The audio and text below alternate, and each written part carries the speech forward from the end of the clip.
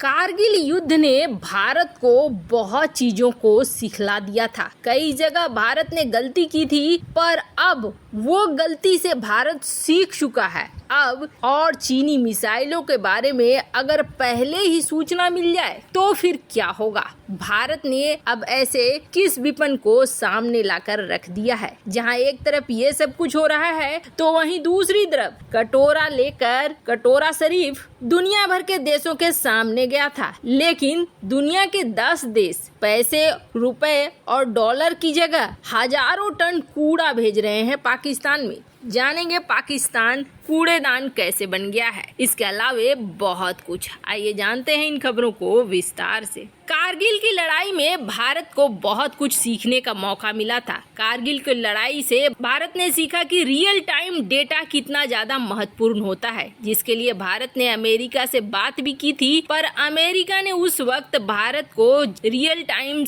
Data देने से मना कर दिया था। अब भारत को इस कमी का आभास हुआ था और आज की डेट में आप देखेंगे कि भारत अपने ढेर सारे सैटेलाइट्स बना रहा है, दुनिया के कई देशों के साथ समझौते भी कर रहा है ताकि भारत को सैटेलाइट को लेकर किसी तरह की कोई प्रॉब्लम न हो। दरअसल 1999 में जब कारगिल की लड़ाई हो रही थी, तब पाकिस्तान को अमेरिका ने दिया था AN/TPQ-36। ये क्या था? ये था फायर फाइंडर रडार। ये ऐसे रडार थे जो पहले ही बता देते थे कौन सी मिसाइल आ रही है, कौन से गोले बारूद गिरने वाले हैं, और ये पाकिस्तान को बहुत मदद पहुंचाता था। उस वक्त भारत के पास इस तरह का कोई रडार, कोई सिस्टम नहीं था। तब भारत ने 2002 में अमेरिका के साथ एक समझौता किया, एक डील किया, और भारत ने भी AN/TPQ-37 मंगाया, एक वर्जन ऊपर। इस फायर फाइंडर रडार को मंगाया गया जिसकी संख्या थी 12।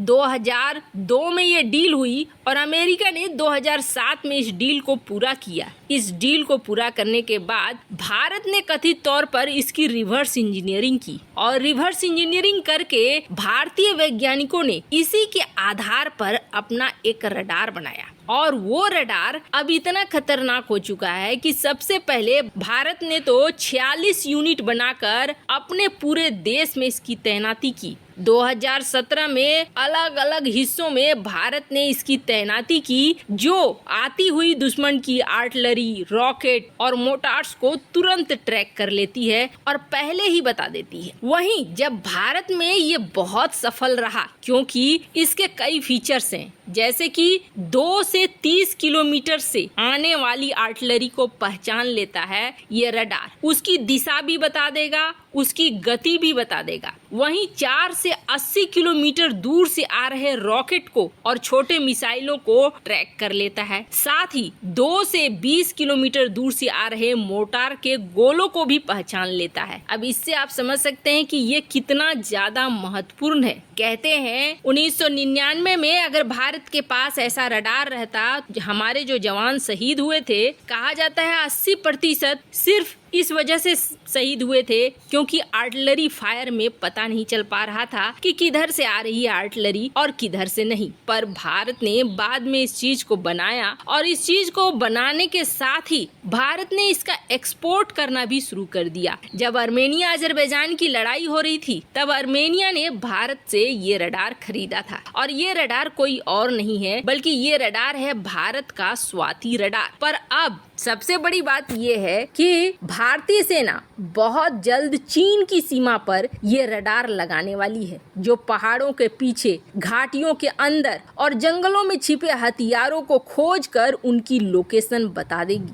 भारतीय सेना ने पहले भी ये रडार सीमा पर लगा रखा था, लेकिन अब जो लगाया जा रहा है ये रडार अपग्रेडेड वर्जन है, खास तौर पर पहाड़ों के लिए तैनात किए गए। अपग्रेडेड माउंटेन वर्जन नाम दिया गया है। इससे ही समझ में आ रहा है कि इसकी तैनाती खास तौर पर पहाड़ों को लेकर बनाई गई है और उसी हिसाब से इसकी तैनाती होगी। और इसका खुलासा किसने किया? BEL के हेड आनंदी रामलिंगन ने मीडिया में कहा कि स्वाति के MK2 माउंटेन वर्जन के हमें ऐसे आदेश मिले हैं कि और भी बड़ी संख्या में बनाना है और इसे हमें हल्का बनाना है, लेकिन इसकी क्षमता बहुत ज्यादा होनी चाहिए। अब साफ है कि स्वाति वेपन लोकेटिंग रडार का माउंटेन वर्जन यानी पहाड़ी इलाकों पे तैनात होने वाला रडार जल्द ही भारतीय सेना को मिलेंगे, खास तौर पर चीन की सीमा पर तैनाती के लिए। खैर, जहाँ एक तरफ भारत इधर आगे बढ़ रहा है तो वहीं पड़ोसी की बात करें।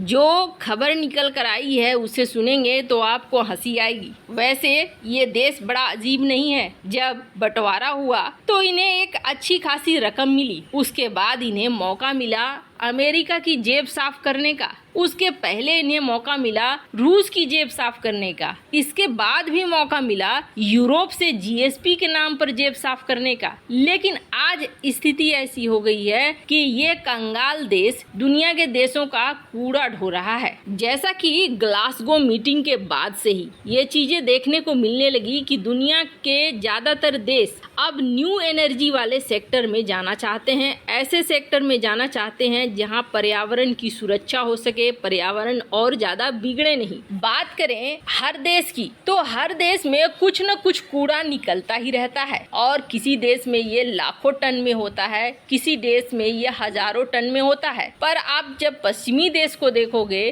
तो पश्चिमी देश ज्यादातर अपने कचरे को किसी दूसरे देश को बेच देते हैं। अब बात है सऊदी अरब जैसे मिडिल ईस्ट देशों का, तो ये भी अपने कचरे का क्या करते हैं। कई ऐसे देश हैं जो रिन्यू एनर्जी के सेक्टर में कचरे को अगर रिन्यूएबल बना सकते हैं तो उस सेक्टर पे काम कर रहे हैं। कुछ ऐसे देश हैं जो इस सेक्टर पर काम नहीं कर रहे हैं। फिर वो अपने कचरे का क्या करते हैं, या तो समंदर में डालते होंगे या कहीं डिस्पोज करते होंगे। लेकिन एक बड़ी ही अजीब खबर निकल कर आई है और ये एक ऐसा खुलासा है जो पाकिस्तान में आम लोगों को भी परेशान कर रहा है, क्योंकि आम लोगों को समझ में नहीं आ रहा है कि पाकिस्तान ऐसा कर क्यों रहा है। पाकिस्तान तो इस वक्त दुनिया भर से भीख मांग रहा था अपने देश को बचाने के लिए, डॉलरों की भी, लेकिन बदले में पाकिस्तान के अंदर हजारों टन कूड़ा कहां से आ रहा है, वो भी 10 देश। 10 देश में कौन कौन है? अमेरिका, ब्रिटेन, सऊदी अरब, UAE ऐसे देश हैं। ये देश